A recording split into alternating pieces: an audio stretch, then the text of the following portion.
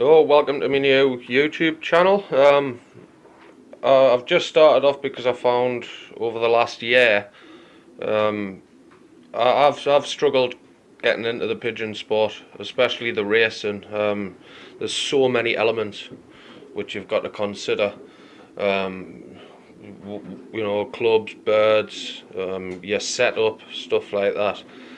So I just wanted to make a channel to help novices, beginners. I am still a beginner myself. I don't claim to be no expert.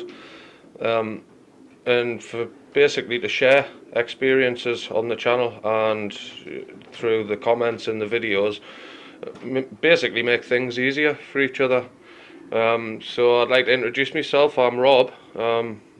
I've formed Ascendant Lofts. First season will be flying this year, 2018. Never flown pigeons before, although I have kept tumblers at home. I set up a partnership with somebody who already flew, but had quit because of the workload, and we've joined together to fly again and hopefully win some races. There'll be a few elements in the videos I'd like to start with. I've got a few ideas.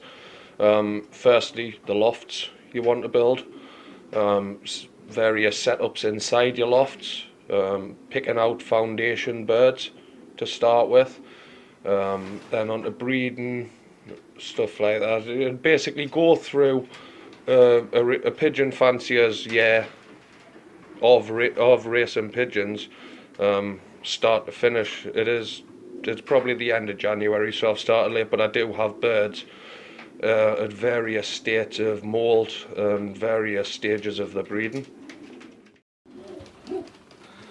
So this I consider to be my stock loft, or my breeding loft at the minute. It has three sections. I'll just close that. It has three sections, separate nest boxes in each. When I'm breeding, I like to block these perches off on the top. I did find when I started breeding, a lot of the birds wanted to be up there, not in the boxes, and they're fairly straightforward, the boxes. Just a nest bowl. I'll line the bottoms with newspaper, and once a bird's finished breeding or the round's finished, I'll clean the box out. I will only scrape the floors and clean the general surfaces, like out here on the shelves. I'll only do that because I don't want to distract the birds while they're breeding. I want them bringing on good, healthy youngsters, and they can't do that with me poking my head in all the time. Same again. Just them LED lights, £2-3 off Amazon. A couple of drinkers throughout. I've got these dowels. These basically, three of these on each door. They slide through this side here, slide through there, and there's three in each door to lock the birds in. And I like to stick an extra little drinker in there, or feeder, sorry, just for when they do bring on young birds. So this is my middle loft. So I think it's built in a roundabout setup. I'm not entirely sure. I think that's what it's called. I've put an aviary on and a half door so the birds don't splash water in. These birds are all for pairing at the minute. Various stages, laying eggs, got chicks at different ages. Widow hook boxes. And I like to try and keep it clean, but I am a working man. I've got work quite often. And lights, LED strips, you can buy them for £2, £3 off Amazon. They go with your solar panel, and it just helps a lot on a night time, especially when you're working dark nights. You get here, the birds have a bit of light, and it also is in handy for breeding, giving the birds extra light on a night time. So that's the first set of boxes. Each section is. It's got doors to segregate it. There's the drinker, this one. If flown in what they call a roundabout system, this would, I believe, be where the hens went. So it's basically just a load of perches. I like to just keep the whole lot open. Eventually, once I've done this racing season, I'm only racing young birds. 2019, I will look at putting widow hook cocks in here. Just one drinker between the whole lot. And the rest there. Right, so you've thought about getting pigeons, you've got your loft sorted, or built, bought, whatever. Next thing I found was I had to pick foundation stock. With the gentleman that did have these, there's a few he gave us from down home. In fact, that's Charlie there in the middle of the trough on the right. That's my very first bird. I had them down home, I've brought them up and I've mixed what I could from the birds he had. Nemo there, my son called him Nemo, mealy cock. I got him from here one day when I came up to feed them. He'd been absolutely ripped to pieces as a young bird. My wife bottle fed him and brought him on, and he's healthy now. Doesn't like us, but he's healthy. He likes her more. So you've got to pick your foundation birds. Now, some people say, oh, they've got to be big, they've got to be strong. You can just go to a local fancier and ask, look, do you have a pair of pigeons? Go to another local fancier. Hiya, can I have a pair of pigeons? And they'll either give you old stock that they're not using so much anymore, generally, or they'll give you a pair of young birds, or they'll say they'll breed you a pair of young birds. I don't believe I'm spending £200-300 on like a stock of 6 birds. You might not like the sport in a year's time. You don't want to sink too much money into it initially. And I was lucky getting this set up. So yeah, start out. The problem most fanciers find is that they've got too many birds, and that's something you don't want. Keep the numbers down as low as you can. I'm still working on this. There's, I think, 200 birds between all the lofts. I am still working on that, getting the numbers down by giving them away, selling them. I have had to cull some of the week, to be honest, deformed pigeons, stuff like that. I didn't necessarily look for quality, I was just lucky to get it.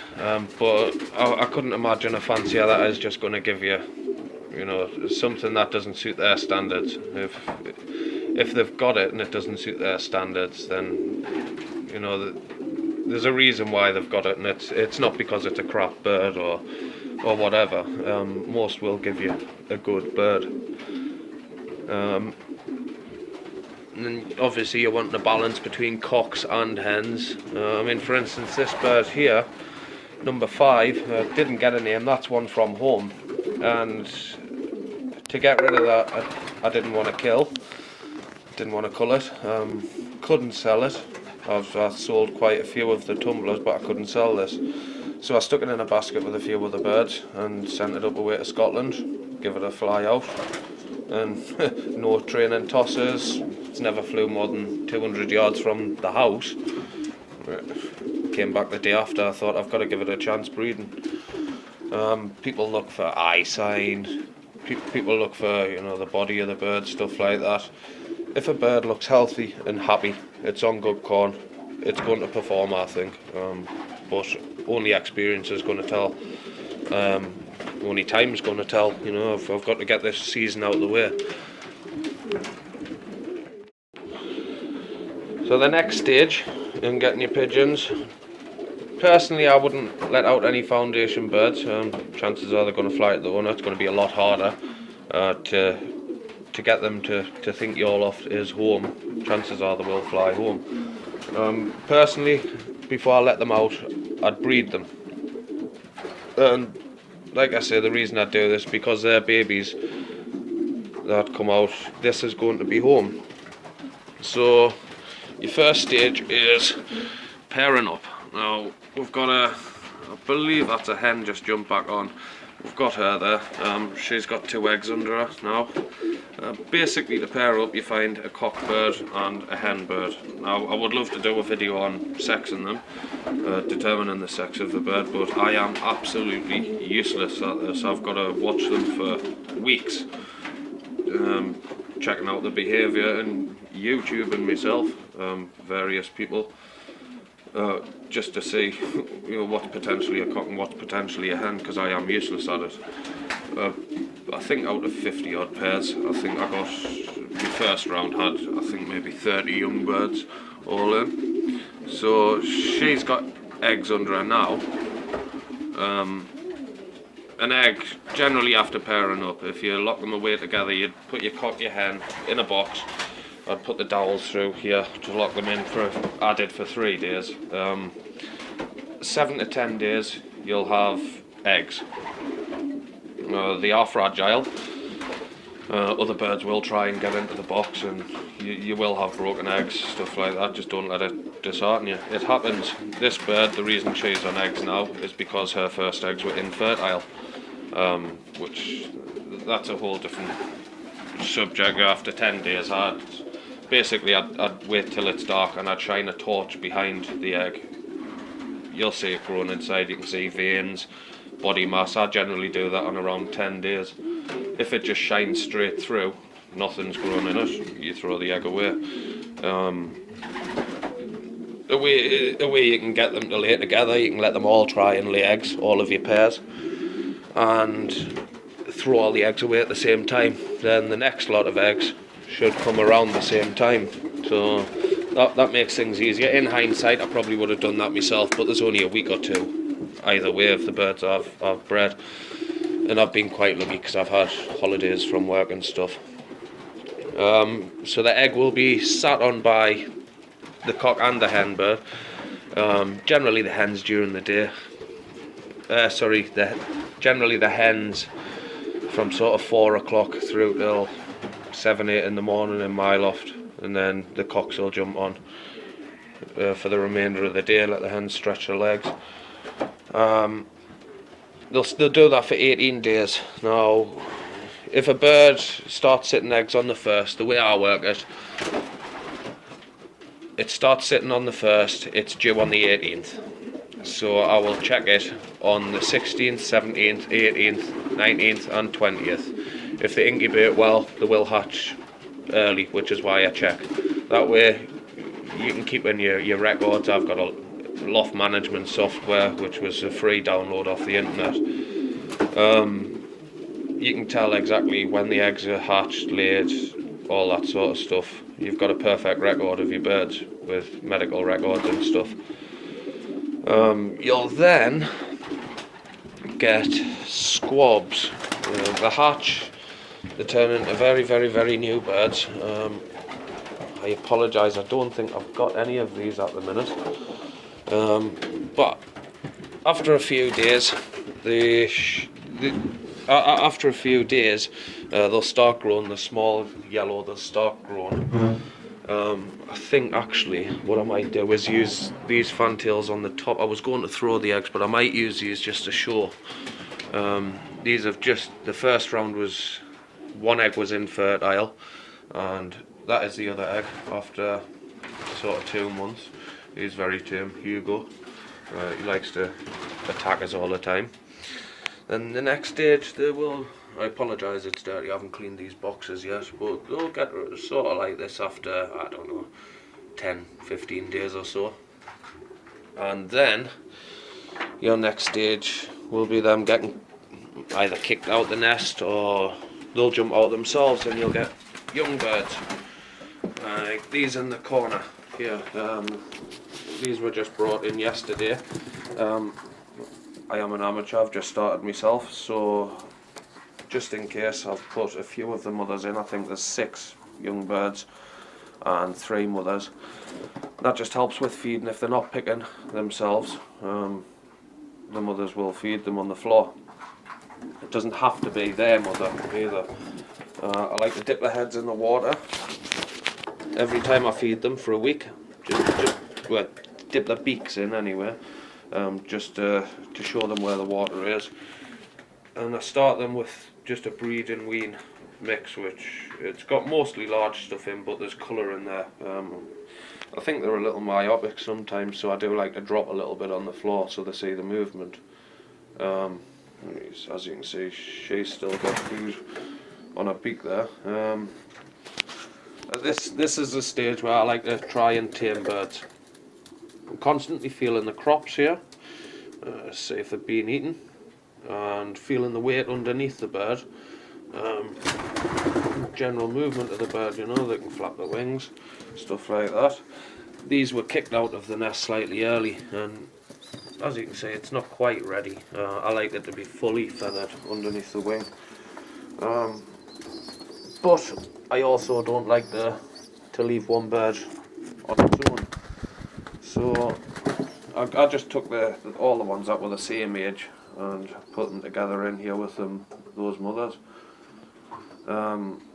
Hoping to get, these will be my young birds, but for this year, for the racing, but there is a lot more to come through. So you want to breed a pair of birds, selecting the cock and hen, which birds do you want to put together? Everybody's going to tell you something different. There's no right way, don't suppose there's any wrong way, but I wouldn't know. The way I did it, I walked in one night when it was getting slightly dark, and after I'd sexed them, they were in these two sections, cocks in one side, hens in the other. I literally picked one out of each side, and that was it. If they didn't pair up, I let them out and into the other side, and they paired up themselves. I've made quite a lot of mistakes actually. There's more cocks than hens in there, which is why I didn't hit 100% success.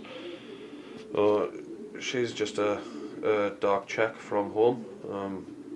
Same again, it was one that I wasn't going to bring up, but my daughter actually liked her, so we got her, and that one was actually unrung, so I just stuck a numbered ring on it and put it onto my records, and there, although one of the babies died, they've produced this little fella. Oh, he is healthy. Oh, sorry.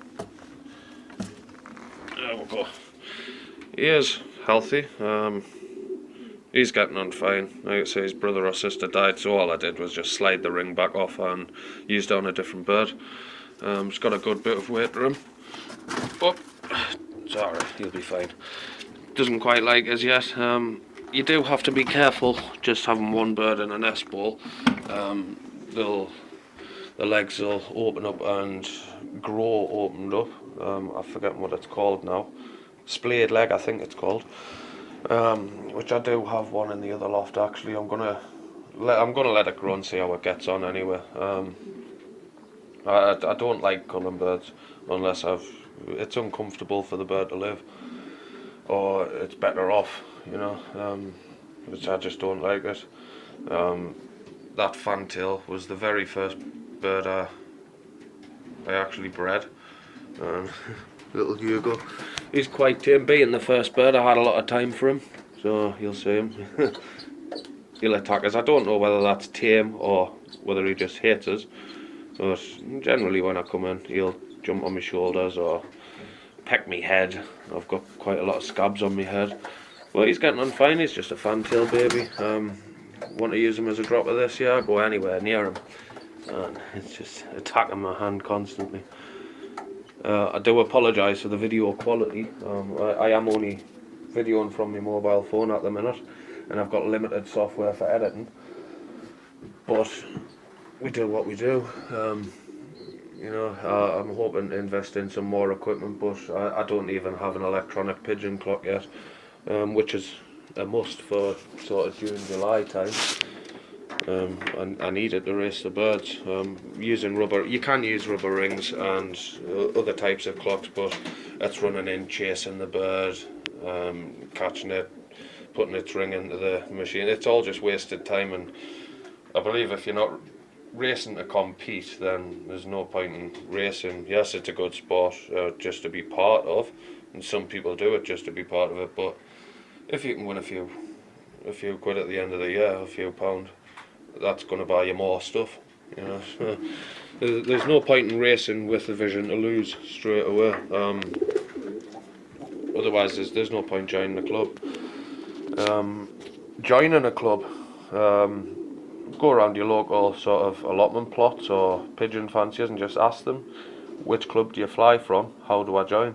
They'll tell you. I just missed the membership meeting, which is why I had to wait a year before I actually joined the club. I had to wait till the following meeting the year after, but eventually I got in. There was a whole difficult process to it, joining the club first, the workman's club, the building it's held in, then joining the Pigeon club and ordering rings, stuff like that. I will mention, if you're going to breed birds, I would try and time it, so you get your rings, or you're in the club, you get your rings before you've actually bred them. There's nothing saying you've got to breed them immediately. If you just hold out, you know, with your stock birds, if you don't mind them not flying, if you've got an aviary or something like that, you can build them relatively cheap.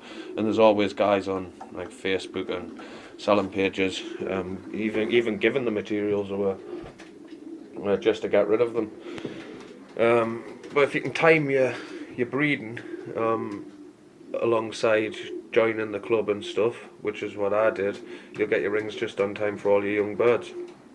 I mean, they cost pennies. I think I paid £10-15 for 60 rings it was, and I don't intend on having 60 young birds, but I need something to fly from. So one, the darkness system, and another one on the natural. Actually, this is another problem I've been having lately. You see that little fella running along there? Mice. They come out, they're constantly after your food, stuff like that, but it's a problem pigeon fanciers have, you know, especially where I am in the countryside, fields and forests around us. I've got rid of them once. You give it a month, they just sort of come back. You've constantly got to have sticky pads or poison, stuff like that down, which I find's always a hazard to the birds. I don't particularly like using them. They don't seem to cause them any harm. I don't think I've ever had an ill bird. I've had a few suffering from various things, coxswain, canker, but that was all at home before I came to this setup. I suppose in my more arrogant days, when I didn't exactly know what a healthy bird looked like. I'm not the best now, but the general rule of thumb I've found is, if the bird's up quite lively, then you know it's going to be healthy. If it's got good weight to it, muscles around its keel bone, which is a bone that runs straight down from its neck to its tail on its belly. It's got a bit of muscle behind there. It's got weight. It should be fine. You normally see them, I've got none at the minute to show you, but you'll see them sort of crouched down, sort of like she is there, but a lot more prominent. The tail's pointing down, and they don't want to eat, they don't want to drink, they don't want to go outside, they don't want to do anything. Then you want to start trying to diagnose, but I'm led to believe that you don't use antibiotics or treatments until as a last resort. Try and keep the drinking water clean, keep giving them good quality corn. I don't believe you can bring up good birds on cheap corn. The prices with these extra brands, it might look the same in the bag, but it's polished. You know, it's cleaner. Sometimes it's more organic. You get more value from, for instance, maize that's dried in a field as opposed to dried in an oven. Naturally dried. There's more nutrition in there for them. While they're breeding, I just like to have food there all the time and clean water there all the time. Some people wash out the drinkers every day, and they wash the drinkers out, clean the water every day. I don't. I start with, because these are sort of 2.5 litre drinkers, I start with by filling them sort of halfway, and then for the next 2 days I top up as necessary. The only reason I do that is because I've got, I think maybe 9 drinkers, so it's a lot of water every day to be hulking around. Especially with the tap being down the bottom of the gardens, which is why I've got all of these sort of bottles here, over 200 litres in them bottles, but it does empty really quickly. That's the only reason I do that, unless there is obviously poo or a lot of dirt in there. I'll just top up, and I've never had any problems. Bath, I always like to have a bath available. If I find they're not using it, then I'll empty it for a few days, and when I put it back in on a sort of a nice clear day like it is today, I can guarantee they'll all jump in it, and that helps with all kinds of things, you know. I don't like treating for lice. I don't believe they should have lice in a clean environment. As long as they're getting bathed with the correct bath salts, the lice won't hit them. Which I found with this young bird. Actually, I did have all these sectioned off, but little Hugo in the corner there, he was absolutely covered, and which is because of the way I do things. I don't like to disturb them while they're in the nest, so I don't clean the nest. I do have these sheets of paper which I pull out, but they don't reach all the way across. But then when they come out, I opened everything up and I put the aviary on the front there. I do just have a sort of aviary that slides along the front door there. 2-3 days later, and he's just about lice free. He's got nothing. You get red mites, I believe normal mites, or I don't know what you call them apart from just mites. All sorts of bacteria build up, and just general dirt. They get poo stuck on them, especially with these shelves. Actually, if there's a bird sort of sitting at the bottom there, one of them on the top obviously has a poo, it's going to go all over the bottom birds. But it keeps the birds clean. They'll clean themselves. There shouldn't be any reason to have to clean them, apart from the feet. I'm still trying to conquer that. I got a lot of poo on the feet, and that's because of the way I've got the loft. I would like grills in here, but it's too much money at the minute. Especially, I mean, these electronic clocks cost hundreds, and I've got to pay for one of them. I don't really have the money. My wife's due a baby, which is basically all my pigeon money gone at the minute. So this is the loft I started with. It was just this section here. I put this on later with a small garden shed on the side, sort of thrown together. Little sort of trap on the bottom there. It's not the best, but the birds were happy. Did have a small walkway. That little hole there, I will say you want it off the ground. I did have a rat, I noticed, sort of running from the back end here into that little hole there, and it was dragging me tumblers underneath and I suppose eating them. I was never seeing them again anyway. You'll have to excuse the mess. I'm busy pulling it all down at the minute. But something simple like that'll get you started, and relatively cheap. I got the ply sheet, 8 foot by 4, £5 each, and then everything else was just bits and pieces I had lying around. So I suppose that concludes the video today. Like I say, it is a new channel, so if you could like and subscribe, I'd be very grateful. I do have Facebook, Rob Miles Ascendant Lofts. I'll put a link in the description. If I can work out how to do it, I might have to get one of my sons or daughters too, because I'm not very good with the technology. Like I say, we'll just sort of build an empire. What do you want to see? What do you want to know? You put in the comments. I'll ask questions. I mean, for instance, this sort of poo on the feet problem that get cleaned out regularly, I want to know how to conquer that. If I could get an answer for that, I'd be very, very grateful. We'll just sort of take you through the year of my first year of racing, step by step as it goes. So obviously we've covered now sort of, you know, picking out your lofts, getting foundation birds, breeding.